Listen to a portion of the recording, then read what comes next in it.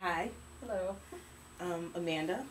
The purpose of this interview is to gain insight and explore my options within the field of rehab psych, learn about specific positions at Blacksmith House, and also assess how well I fit into the lifestyle and the skills and needs of the field.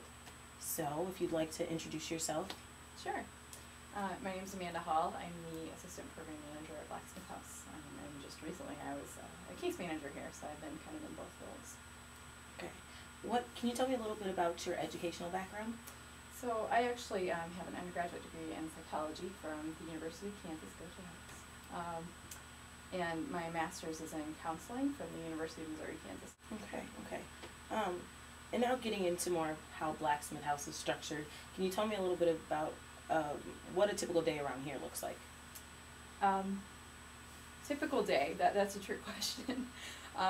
That's the thing about working in a community support program, that there often isn't a typical. Things can change from day to day, hour to hour. A typical day here, when typical exists, starts out by the staff meeting at 8 a.m. for our team scheduling meeting. We run through the roster and we do a quick update on some or all of our consumers if there's a lot going on. And there are 80 consumers on our roster, I believe, somewhere between 75 and 80. So we go through that pretty quickly, and it's usually just a quick, so-and-so's doing great, seemed hypomanic, missed yesterday's meds, something along those lines. So tends to be pretty quick. I don't know what happened with that thing, so okay. And then we try to get done with that by about 8:20, 8:25, and then take a look at the day's schedule. And so on Monday morning we're looking at Monday's schedule, Tuesday we're looking at Tuesdays.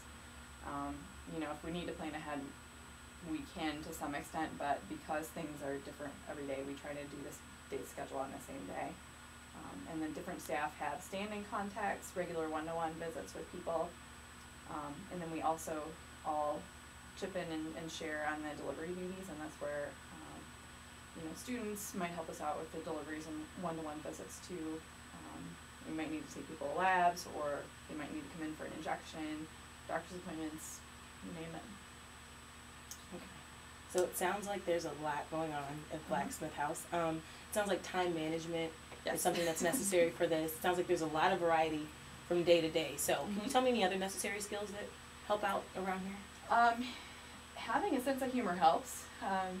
We can't take ourselves or our work too seriously all the time. It's an important ability to be able to balance that sense of professionalism and clinical skills, using your good clinical skills in the field, and still being able to have some fun and enjoy your job. If you can't make it through a day without having a joke or a smile,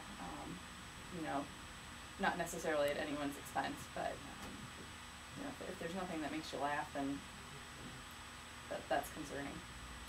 But yeah, the time management skills are an absolute must. It's so hard to keep up with things here, and if anyone can see my desk in the background, that might be a hint. Having good organizational skills in general are important. Good documentation skills, being able to multitask, all very important things to work with. And you mentioned, sense of humor, being able to have fun. Is the work environment pretty relaxed, would you say? In comparison to other community support programs? It's interesting because each community support program within the mental health center, Gateway has two teams. Here at Fordham Connections we have two teams, Blacksmith House and Cornerstone, and then there's also CTA, or community support or community treatment alternatives. And I think each team has their own culture and their own kind of approach to day-to-day function. I feel like within Blacksmith House, we do a pretty decent job of trying to have kind of a lighthearted approach while also still maintaining a sense of professionalism. Sometimes things tip more in one direction or the other, but it feels like we have some fun here.